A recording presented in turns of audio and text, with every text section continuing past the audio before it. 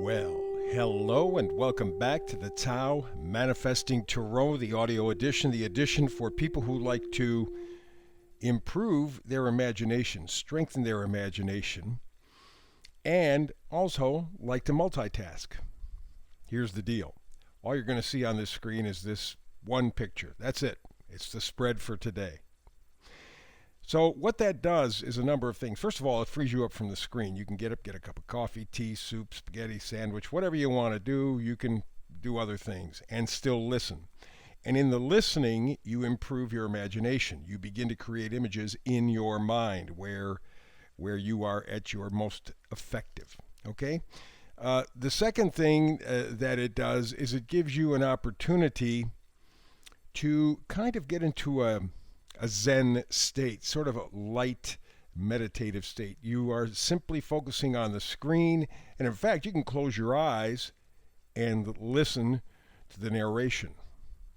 And that will also help you to conjure up more images. Or you can follow along. It doesn't make any difference. It's up to you. You have the power. You have the choice. This is all about you. It's manifestation. I don't care what other people in your life are doing. I don't care about the other things. It's you. And it's not in a narcissistic way. It is, as we said yesterday when we described self-love, it's the idea of respecting yourself, valuing yourself, so that you have boundaries. And within those boundaries, now you can start to give back to the world. And that's the whole idea of manifesting, is developing something within yourself, because this all comes from the subconscious. Okay, there's no great magic here. As I'm talking, as I'm describing the energies, the frequencies, you are picking out things from your subconscious and applying them. That's why we could have 1,000, 1,000,000 people listening to this tarot reading, and they're all going to come up with something different, because we are all different. And that's the power of tarot. That is the power of your imagination, and that's the power of this reading. So let's get to it. 2 rows, as you see. The middle cards in the bottom row and top row are steering cards, I call them, maybe the most important. Let's begin. Bottom row. Oracle card is mending. Mending.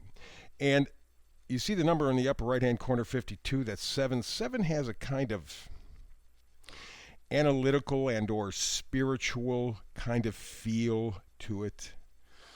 Okay, so this is something that is likely going on underneath the surface. It's not necessarily something that you're doing that other people are aware of or even see, notice, whatever. Okay? It's inside work, mending, fixing something. It's as I say, it is a stitch in time. The old expression I remember hearing growing up, a stitch in time saves 9. Now, these days, it probably doesn't make a lot of sense, because people, when a stitch, clothing of some kind, if something gets a little hole in it or a little tear in it, we throw it away, because we live in a throwaway, everything we throw away, including our own self-worth and our spiritual self. But that's a different story for yet another day. Back in the day, when people used to knit and darn, needle and thread, if they started to see something unravel, rather than throw it away, clothing was expensive, hard to get, what they did was stitch it up, made it a little stronger, made it a little better, and keep the piece of clothing for a much longer period of time rather than just throw it away. So a stitch in time falls into the mending idea, the fact that you are taking something that exists in your life, and rather than throwing it away, discarding it, giving it no value, no importance to you, you are instead working on fixing it, giving it that extra stitch.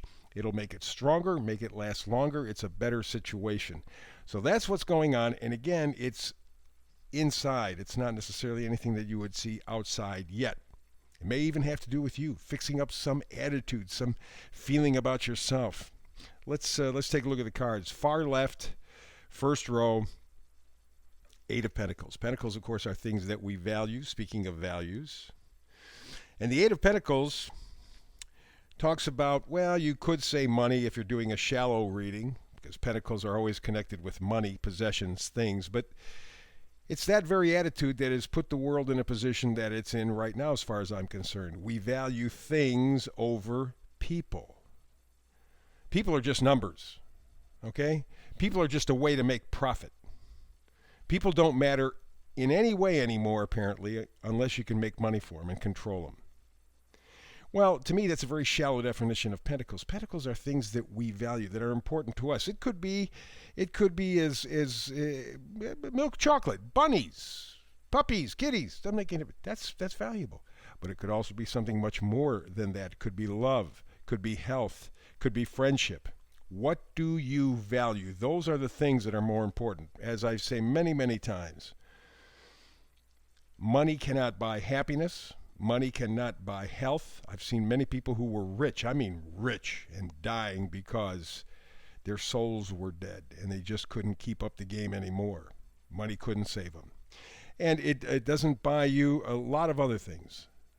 So money cannot buy you love, cannot buy you happiness, cannot buy you health. So when you get right down to it, what does money buy you? So that's why I say constantly, pentacles are things that you value. And top of that list should be you. You should have a good sense of self-worth. Very important. And I don't mean that in a narcissistic way. If you think that at all, narcissists don't love themselves, they hate themselves. That's why they have to control and punish and beat up everybody else around them. So, let's move on to the next card, Five of Swords. Fives are always kind of a changeable energy. Swords are what you think, what you believe. And in this card, you see the guy is picking up several swords, three of the swords, leaving two behind as two people are walking away. Now, in traditional tarot, that would be a hollow victory. Okay? This is sacrificing your integrity just to beat somebody. It's useless conflict. And for me, the Five of Swords these days always says that you're getting ready to leave the battle. You realize it was a pointless conflict. You were lied to. That's the swords. And you're leaving the lies behind in the dirt. And you're taking the stuff that you know to be true, that you know to be honest, that you know that has integrity, that you can depend on. You're taking that information with you into your future, but you're leaving behind the lies. You see them on the ground. That you begin to recognize the futility of believing the lies anymore or trying to make them true. Let's move on to the next card, Death, and connected with it, Three of Swords. These two kind of go together because it walks in with this Five of Swords, walking away from useless battle, taking what is true to you. Well, to do that means that you have a sad heart, Three of Swords. You know you've been lied to. And you're deciding I have to walk away. And when walk away comes, that's where death comes in. You are deciding I'm going to leave all this baloney behind, all these lies, all this mistreatment, all of this power tripping, all of this stuff that's forcing me into a corner that I don't want to be, and I'm going to move on. But to do that means that you have to have a kind of death. And so that's why the stitch in time. This is the time to make your move. This is the time to make the course correction. To say enough with the lies, enough with the deceit, with the manipulation. I understand it. I see it. It's hurt me, but I've let it hurt me because I stuck around too long. I knew they were lies, but I wanted to believe because it's easier. It's easier. Now you have to step out on your own with your own new set of values, your Eight of Pentacles. That's what you're working towards. What am I worth? What is a good life for me worth? And if you're just, again, thinking things, I get cars, I get houses, you've missed the whole point. You've missed the whole point. That's not it at all. That is not self-love. And in fact, one of the things that I came across over the weekend when I was reading was the idea of blessing. People go, "Oh, I'm blessed, I'm blessed." And what this Shamika Rivers said was people who only label themselves blessed when money is involved are in for a surprise. It's much deeper than that. In other words, if you say I'm blessed because I have a lot of money or I'm doing very well financially, you're missing the whole point. And you're not blessed at all, you're cursed. You are living a life other people dictate for you. They're telling you what's valuable. They're telling you what your goals should be. They're telling you how you should live. So that's why I say with this Pentacles idea, keep in mind things that are valuable to you as a human being. Not what some billionaire fascist is telling you is important for you and can in fact impact your life. You have to, like the Five of Swords, step away from the battle. Like the Eight of Pentacles, value yourself.